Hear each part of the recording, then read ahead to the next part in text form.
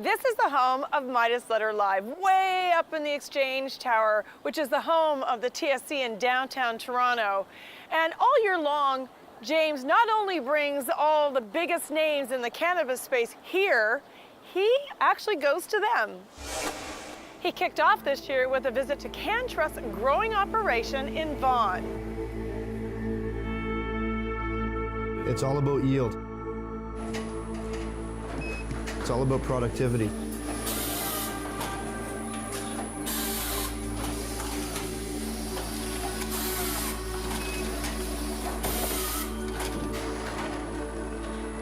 We are at the pinnacle of automation. We look for new technology every single day. This is called the F80 Polycaps capsule filling machine, and what we do is fill capsules with cannabis oil.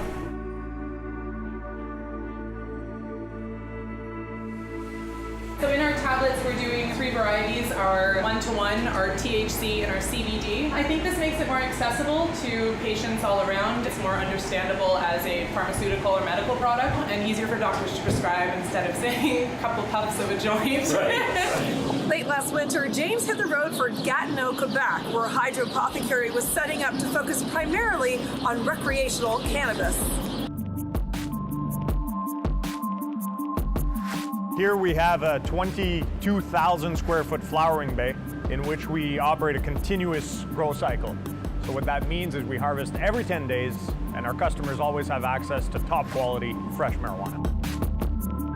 There's a whole ton of lighting and electricity that goes into marijuana production. The largest inputs between electricity, water, and labor are all cheaper in Quebec. So it gives us a really nice insulated cost advantage, which has been one of the reasons we've been able to achieve 89 cents per gram production cost.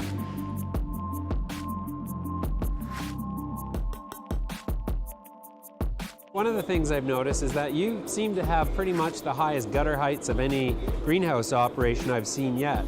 So every foot of height on a large facility as this represents thousands of cubic feet of air. It allows us to dial in environmental controls that much more for much less energy expenditure.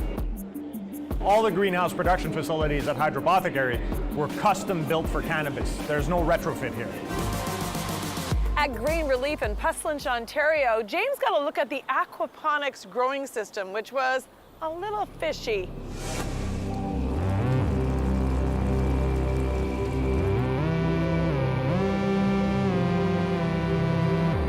Aquaponics is the most sustainable form of agriculture known in the world today. The roots in the system that are in the water suck the nitrates and clean the water for the fish, going right back to the fish tanks from the beds. It's a symbiotic relationship between fish, water, plants. Just like any freshwater lake you've ever paddled through in a canoe, see a lily pad growing, a bulrush is being fed the same way. It's by the fish that are in that lake. From the time we take a cutting to the time we harvest and start drying is 8 weeks. Wow. 6.7 harvests per year. We're getting about 30% more product annually than any other method of growing.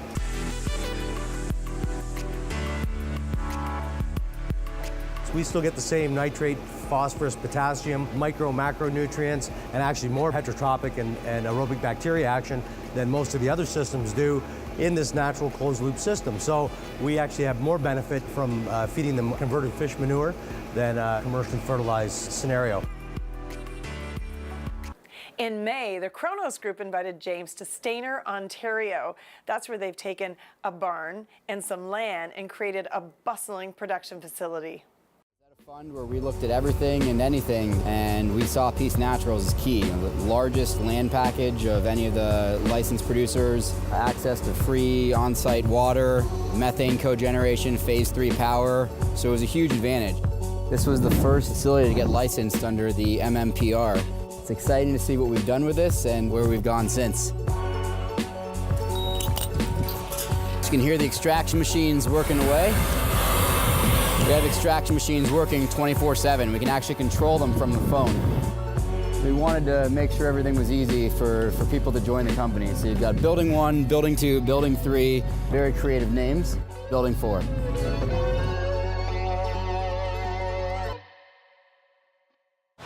So welcome to Peace Naturals. As a licensed producer, we don't want patients to come to us for medicine because it's legal. We want them to come to us because of the quality. Quality is the #1 priority. This is a proprietary strain we have called Infinity. This is a very high THC strain, and that's quite popular in Germany right now. If we were to allocate all of our supply to Germany, it still wouldn't scratch the surface.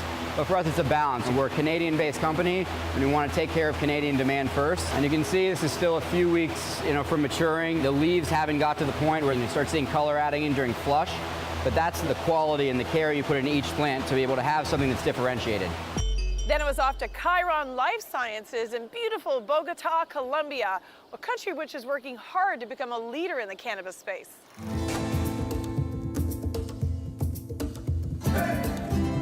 The way that I view the Colombian market is it's really like kind of rewinding 5 years ago where we were in Canada at that point, an emerging opportunity that is, very much been untapped.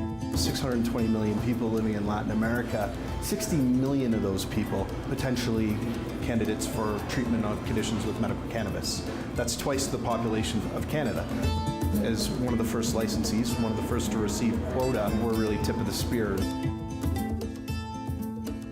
So we're planning all the operations, we're planning all the financing, we are planning on the symposium for tomorrow to start telling all the doctors, all the patients that Chiron is coming. This is the first symposium on medical cannabis in Colombia.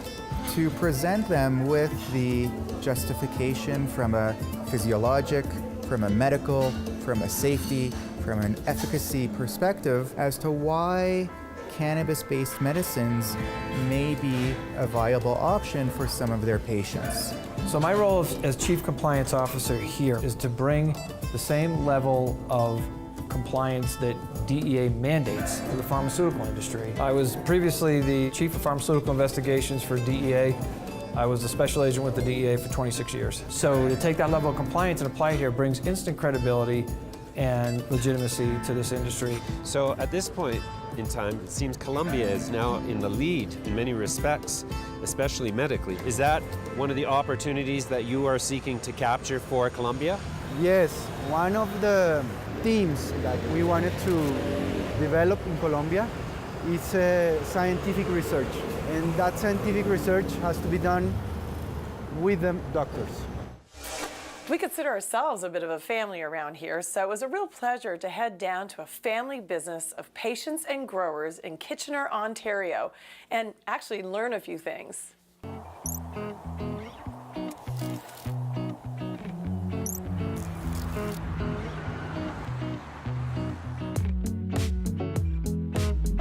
You grow here aeroponically as opposed to hydroponically or conventionally. What's the difference between aeroponics, hydroponics, and growing in dirt? We eliminate any potential intermediary and provide our nutrition in the form of liquid nutrients directly to the root mass of the plant using a special type of mister spray that allows the plant to optimally absorb the nutrients that we provide. There's no chemistry involved in soil composition or in substrate monitoring. So we can optimize directly to the conditions that the plant requires. Because of the high efficiency of our system, we use less nutrients. We use, no pesticides. All of these other elements of cost, which also create work and therefore increase the number of employees required to service the plants, are simply not present when you consider aeroponics and the JWC approach. And as Canadian growers got ready to ship product through official channels prior to legalization, James and the team went to Moncton, New Brunswick to find out how Organigram planned to smoke the competition. We're here inside glorious and beautiful room 24. What do we got here? So we're in an Edison room and we're looking at Edison Reserve here. When you say Edison, what are you talking about? I thought this company was called Organigram. So we just recently launched our core recreational brand, the Edison Cannabis Company. And within the Edison Cannabis Company, there's a sub-brand called Edison Reserve. So that's the creme de la creme. It's our top buds that get hand manicured and craft cured afterwards. So this is Edison Reserve. This and this and this and this. And the lower buds? They go to the Edison standard line. They go through a machine trimming process, so more of a mainstream product. Is it still going to be Organigram that focuses on the medical market? Exactly. Organigram will be our core medical brand, always will be. What are some of the other brands besides Edison that you recently launched? Yeah, so we've got Anchor Organics, which will be our recreational facing organic brand. And we've also got the Trailer Park Buds. So Trailer Park Buds, we're going to be launching with pre-rolls only across the country. Oh. Yeah, so... Those guys can't roll to save their lives. Convenience. Convenience what it's all about. We've received some initial guidelines from Health Canada on how recreational packaging could look. Going to be heavily regulated, child resistant. So we've gone ahead and done some initial mock-ups. So you're looking at the Edison Cannabis Company line of packaging. You'll notice there's the THC symbol that has to be on all packaging. The logo can be no bigger than this standardized THC symbol.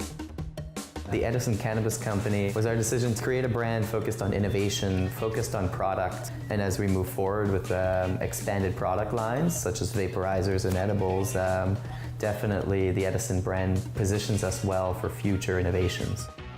So at Organigram, when you put all that together, I think it's a combination that's unseen in Canada in today's marketplace. A trip to New York gave James the exclusive opportunity to interview the former president of Mexico, who's now a representative of Chiron. And here's what he had to say. So you were formerly the head of Coca-Cola, the president of Coca-Cola Latin America. And to what extent do you envision using lessons from your time as the head of Coca-Cola Latin America to bring to bear on Chiron to help them succeed in the Latin American marketplace? Well, you know, I'm 76 now, and I joined the Coca-Cola company when I was 18. So almost 68 years ago. Marketing is the same. It's the same. As you produce, you have somebody to consume, but now the tortilla has been turned around. Now you tell me what you want me to produce, I produce it and I give it to you.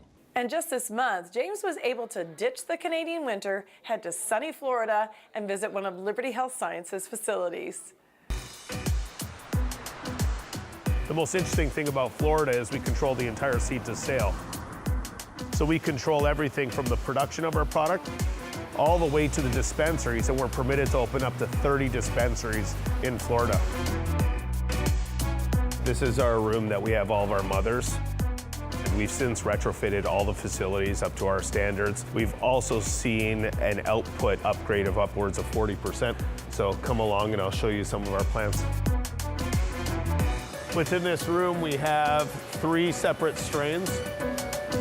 We also have other green rooms that have other genetic profiles. One of the benefits of being in Florida is just really maximizing the potential of the sun. So we really have some of the lowest electricity rates out of any other greenhouse that we've seen. This is our processing facility. What we produce in here are products for Mary's medicinals as well as packs. We have an exclusivity within Florida. So we produce everything from transdermals to ointments to vaporization pens. Try to offer as many options as we can.